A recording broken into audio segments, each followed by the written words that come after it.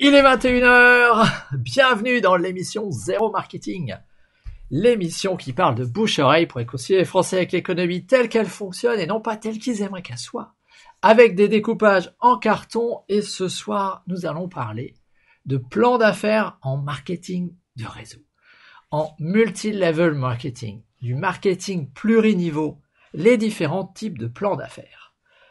Parce que je sais que les plans d'affaires, ça fait trembler les Français. Et quand je disais arrêtez de vous plaindre avec l'économie telle qu'elle fonctionne et regardez tout ce qu'il y a de disponible dans la réalité autour de vous. Il y a notamment le MLM, le marketing de réseau, le marketing relationnel. Et très peu de gens comprennent de quoi il s'agit.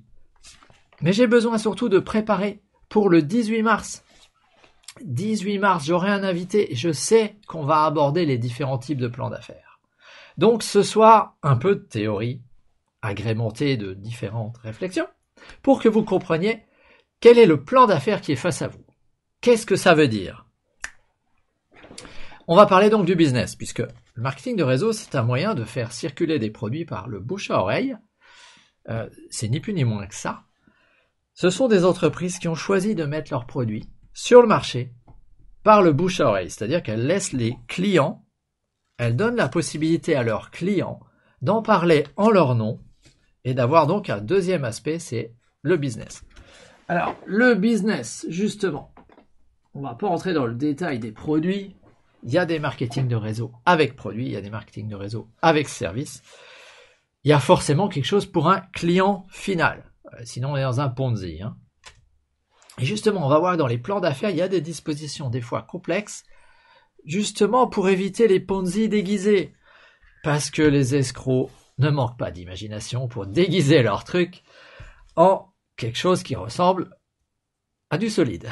C'est normal. Un escroc, ça vient plus bêtement en disant « donne-moi de l'argent, je vais te donner des intérêts » et avec rien derrière. Ça marchait au 19e siècle. Faut être plus subtil aujourd'hui pour ça. Mais c'est pas l'objet.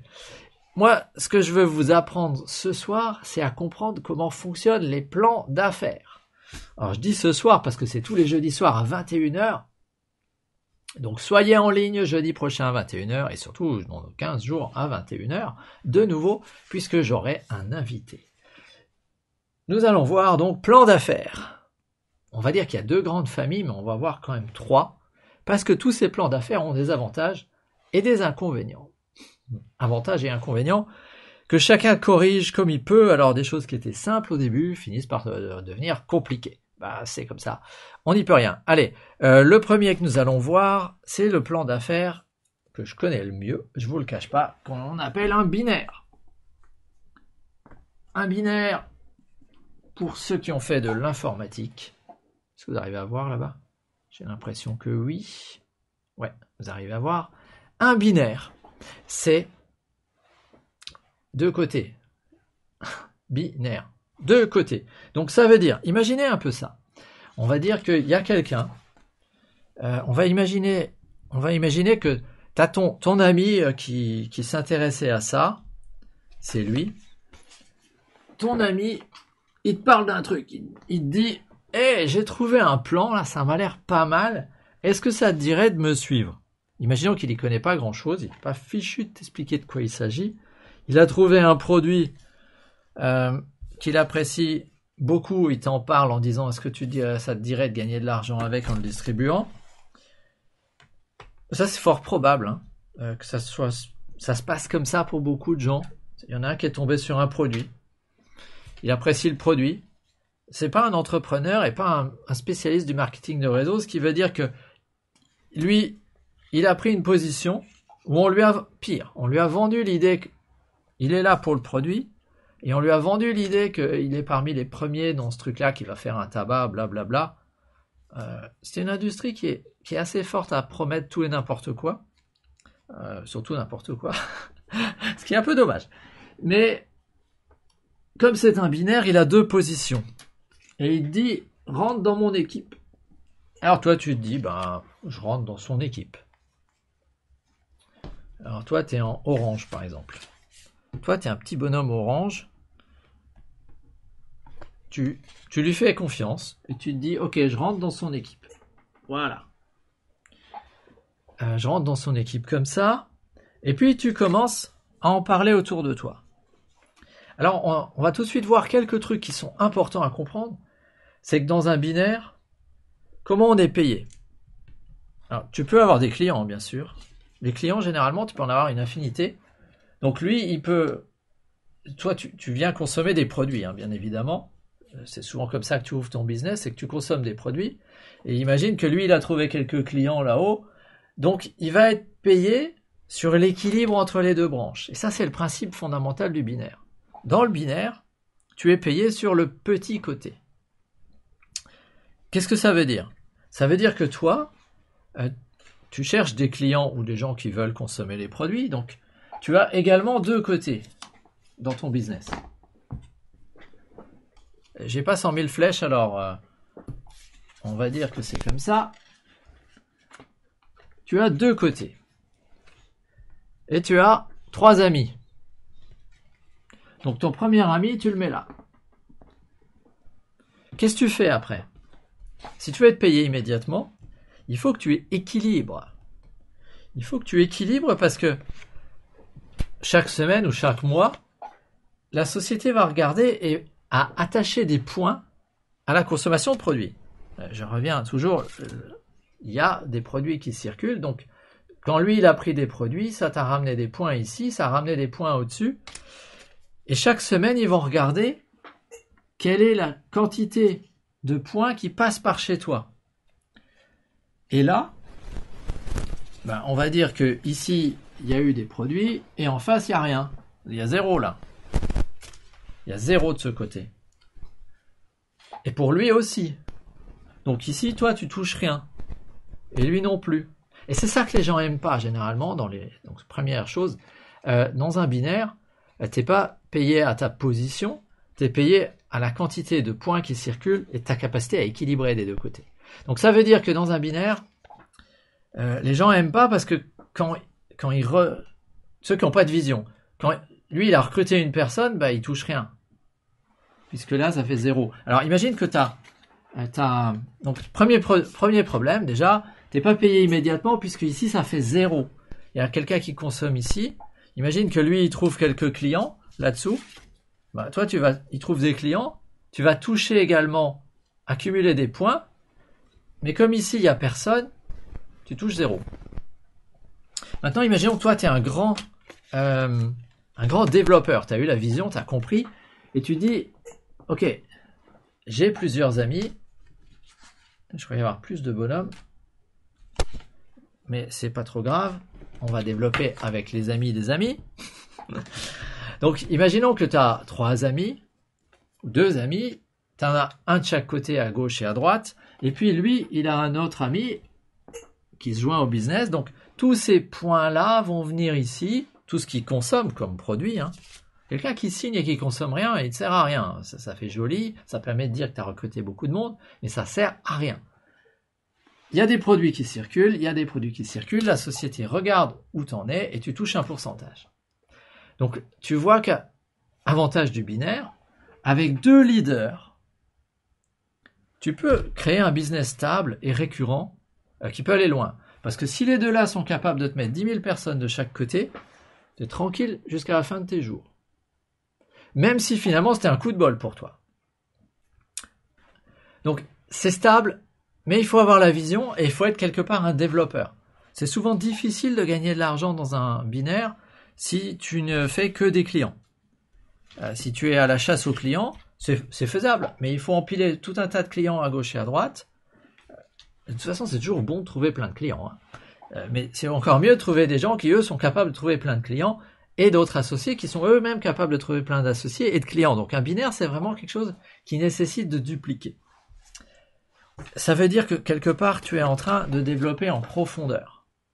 Parce que quand tu as ton 3e ami, imaginons que tu connais, tu as un nouvel ami, là, il est comme ça, tu le mets où? Tu vas forcément le mettre en dessous d'un des deux qui t'ont déjà fait confiance. Donc, dès qu'il lui va prendre des produits, ça va aider ceux qui sont en dessous de toi. Donc, c'est aussi un très bon moyen d'aider les autres. Quand on dit le marketing de réseau, c'est aider les autres, dans un binaire, c'est encore plus évident parce que tu n'as que 2 côtés. Donc une fois que tu as mis 2 personnes, le troisième va forcément aller faire ce qu'on appelle du débordement. Là où c'est aussi intéressant, c'est que tu vois, beaucoup de gens ont peur en disant « Oui, mais c'est que les premiers qui gagnent de l'argent. » Dans notre cas, là, vu que ton premier ami et qui a rien foutu, là, et qui a jamais trouvé qui a jamais développé cette branche, qu'est-ce qu'il gagne chaque semaine ou chaque mois? Chaque semaine ou chaque mois, il y a 0 ici. Donc il gagne rien. Parce que le petit côté, c'est 0. Donc il n'est pas en train de te tondre la laine sur le dos. Peut-être même qu'il est en train de t'aider à développer tout ça, parce qu'il a la vision, mais dans l'immédiat, il gagne rien.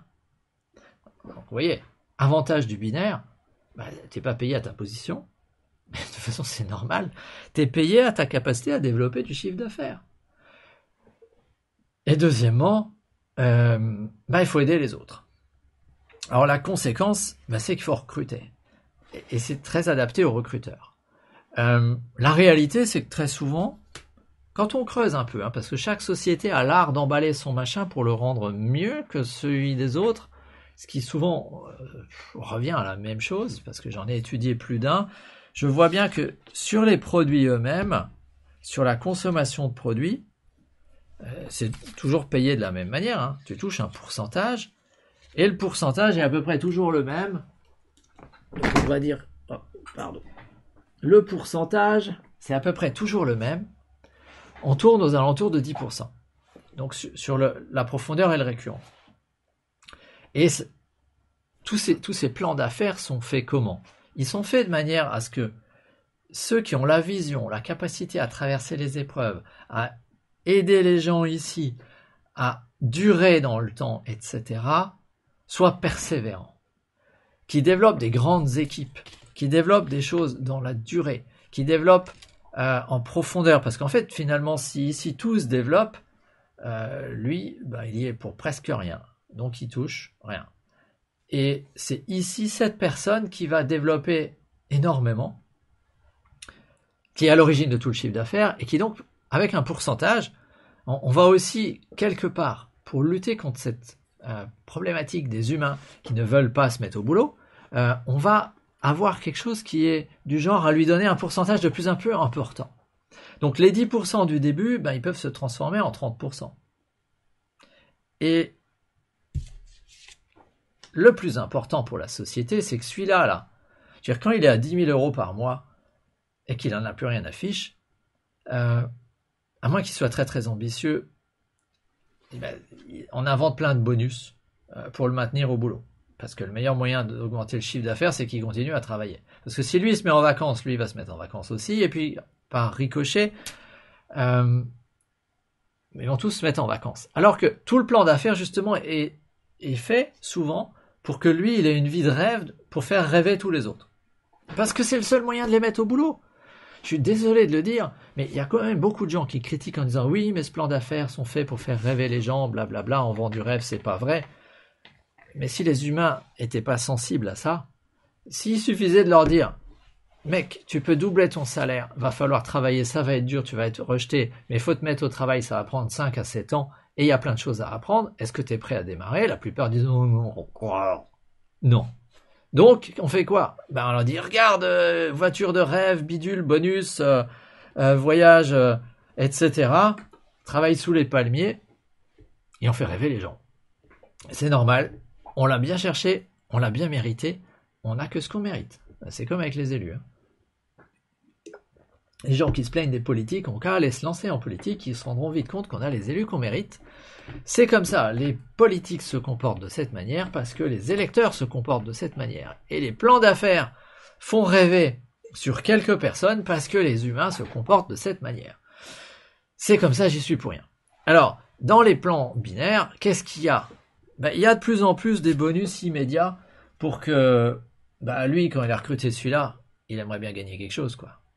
Parce que il y en a tellement peu qui ont la vision que si en plus tu lui dis dès le début non mais t'as eu un mal fou à recruter un, mais tu gagneras que quand t'as équilibré, et c'est que 10%, le gars il se dit vite ça vaut rien ton truc.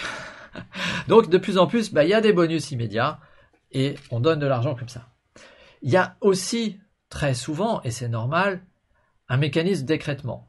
Parce que dans 100 euros, il n'y a que 100 euros. Et c'est ce que moi j'explique avec des Lego. Ben, vous voyez, si là-dedans, on a la part de l'entreprise et la part pour les distributeurs qui font connaître les produits, à peu près 50-50 dans mon schéma.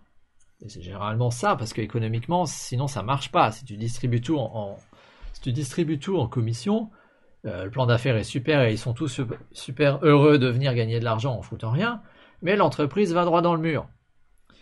Or, si tu veux que ça marche, il faut que ça dure. Et si tu veux que ça dure, il faut que ça marche. Donc l'expérience a montré que les sociétés qui durent distribuent à peu près la moitié. Donc tu vas distribuer un peu pour celui qui était là éventuellement, mais là dans notre cas il n'a rien gagné, donc à lui, un peu ici, un peu, et puis à un moment donné tu vois vite que tu peux pas continuer à distribuer parce que là j'ai commencé à taper dans la marge de l'entreprise, quoi. Donc il y a forcément un mécanisme d'écrêtement. Il y a forcément un moment où en profondeur il gagne plus. Et c'est normal. C'est logique. Donc soit ça se fait sur le nombre de niveaux, soit ça se fait dynamiquement avec des points. Et comme on veut avoir la possibilité de gagner un revenu infini, c'est généralement que les gens peuvent se repositionner en dessous. Donc quelque chose qui à l'origine était très simple, finit par être un peu plus compliqué. Si je résume, ta capacité à trouver des clients, partager le plan et faire circuler des produits est toujours l'essentiel pour bâtir une grande équipe. Ça, c'était un plan binaire. Et fatigant, mais très intéressant parce qu'une fois que c'est stabilisé, ça marche tout seul. Donc, très beau revenu récurrent. Ça nécessite des techniques particulières pour le lancer. Au début, il faut être un peu pyramidal. Donc, peut-être que c'était pas une bonne idée de les mettre l'un en face de l'autre. Peut-être que c'était plus malin de les empiler les uns au-dessus des autres pour qu'ils s'enthousiasment, quitte à renoncer ici à son revenu immédiat. Là, je commence déjà à parler stratégie. On en parlera plus avec mon invité, qui connaît bien tout ça. Allez, je passe au plan suivant. Donc ça, c'était un plan où tu développes en profondeur. Plan suivant. On n'est plus dans du binaire. On est cette fois-ci dans un plan qui s'appelle Unilevel. Uniniveau. Je ne sais même pas très bien comment on dit en français, mais un plan où l'argent, comme dans l'autre, fait le bonheur, mais pas de la même manière.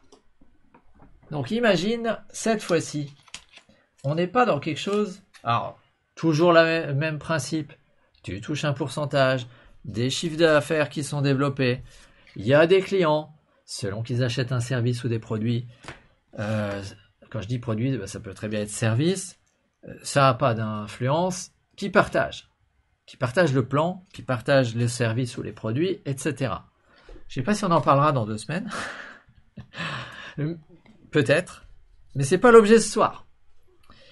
J'en parlerai peut-être la semaine prochaine d'ailleurs, si ça vous intéresse. D'ailleurs, ça veut dire que vous avez 1 semaine pour mettre un commentaire sous cette vidéo sur la partie live et sur la partie replay. Vous avez 1 semaine pour me dire si ça vous intéresse que j'entre dans le détail des différences fondamentales qu'il y a entre les MLM services et les MLM produits durant la semaine prochaine. Si vous ne mettez pas de commentaires, je trouverai peut-être un autre sujet. C'est comme ça.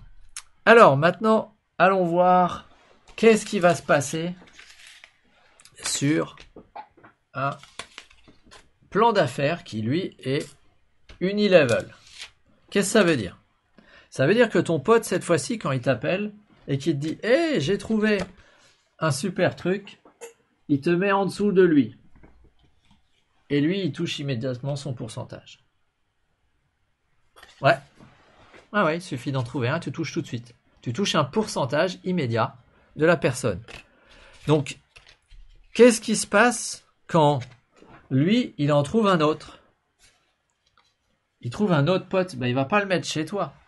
Parce que s'il le met chez toi, c'est toi qui touches immédiatement un pourcentage, et lui, généralement, un pourcentage qui est plus faible. Donc, la logique de ces plans-là, c'est de dire, vous allez développer en largeur. La profondeur, c'est à tes filleuls de le faire. Mais moi, je pose la personne qui est là-haut va poser l'autre à côté. Et quand il en trouve encore un autre, il va le poser à côté. C'est un vert là. Hein.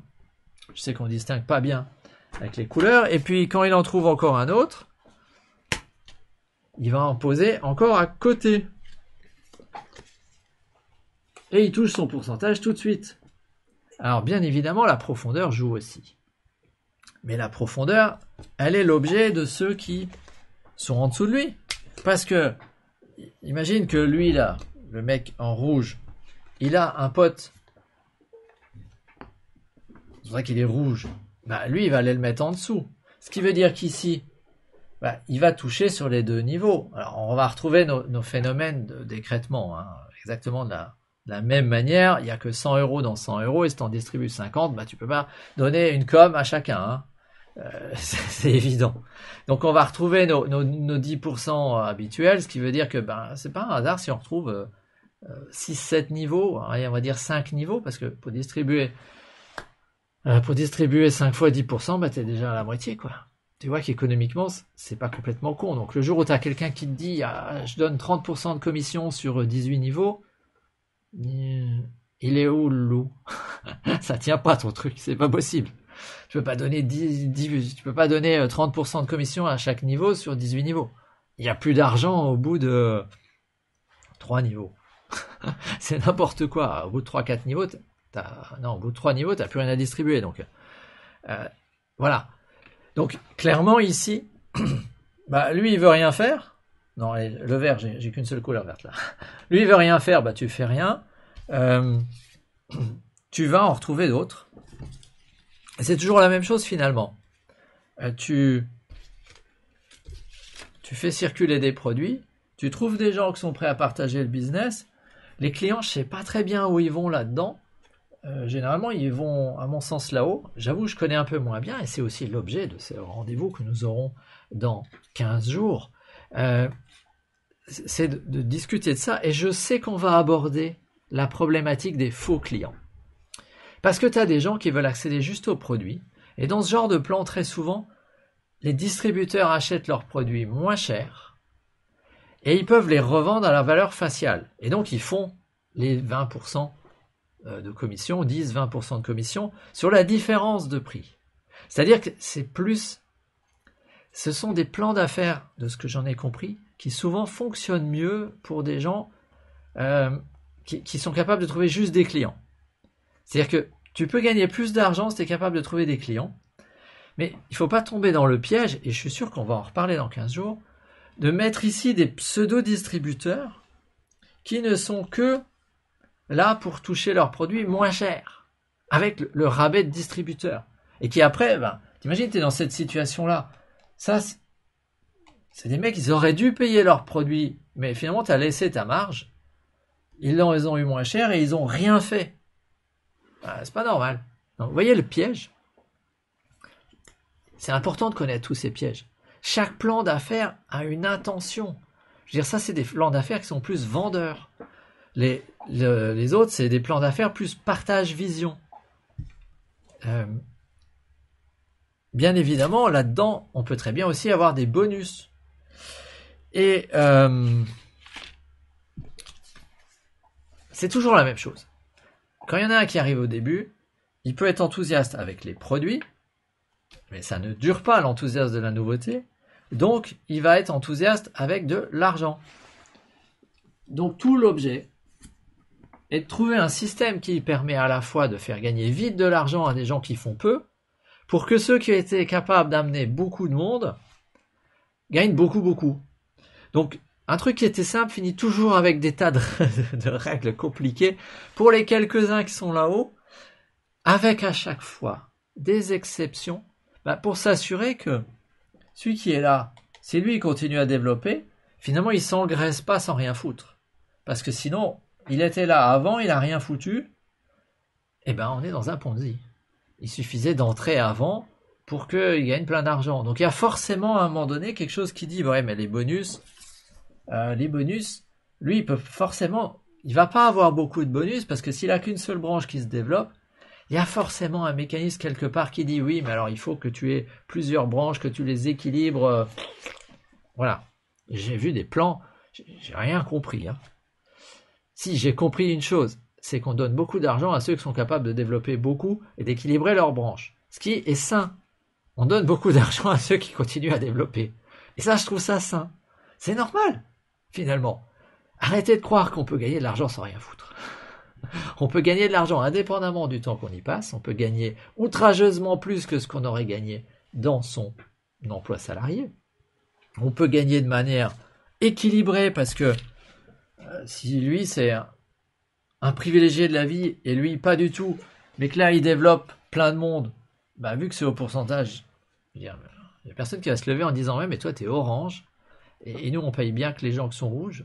Non, ça marche pas comme ça. Ça a développé. Si on te donne 10% du chiffre d'affaires et que tu veux 10 000 par mois, bah développe 100 000. C'est pas compliqué dit comme ça. Et si le panier moyen est de 100 euros, bah trouve 1000 personnes. 100, 1000. T'en faut 1000. Voilà. Comment on trouve 1000 personnes? Bah on en trouve quelques-uns, qui en trouvent quelques-uns, et après tu fais les calculs. L'immense majorité va trouver personne. Mais par chance, ce que consomment les clients compte aussi. Hein. Donc tu veux 10 000 euros par mois dans un système qui te donne 10%, bah, développe 100 000 de chiffre d'affaires. Trouve 1000 personnes qui sont heureux d'acheter pour 100 euros de produits ou de services par mois. Ça, c'est pas compliqué. C'est juste que faut se remuer, il faut aller chercher les 1000.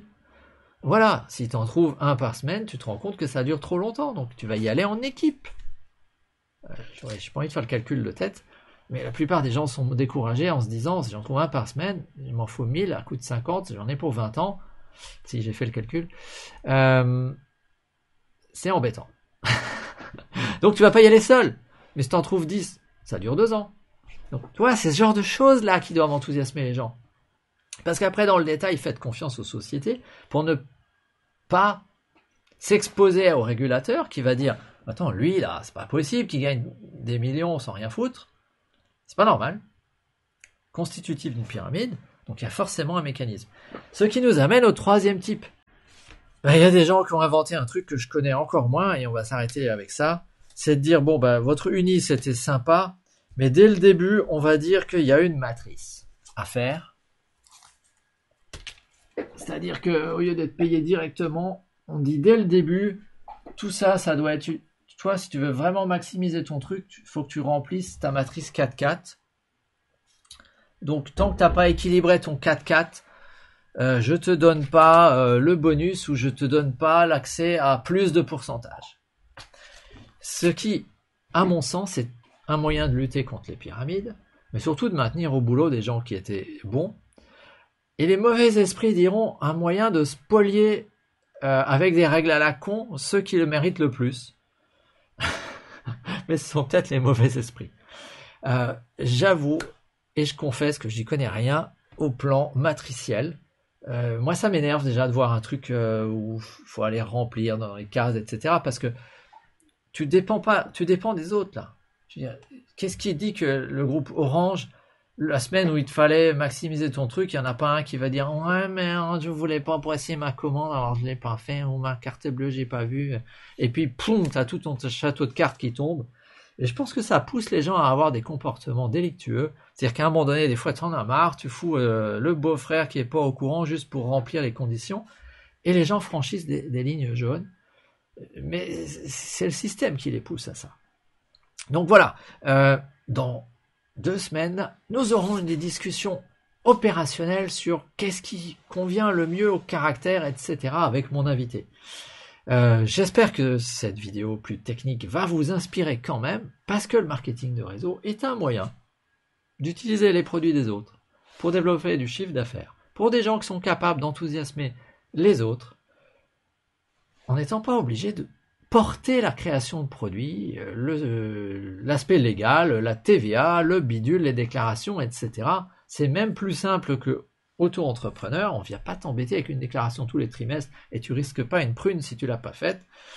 Je trouve ça sympa, c'est à la portée de tout le monde et c'est ça qui m'anime. J'ai envie de propager ça parce que ça donne sa chance à tout le monde. Là-dessus, je vous dis à la semaine prochaine. Et si cette vidéo peut aider quelqu'un dans vos équipes, etc., cliquez sur j'aime, partagez-la. Et laissez-moi en commentaire qu'est-ce que vous voulez que je traite la semaine prochaine. Là-dessus, à la semaine prochaine.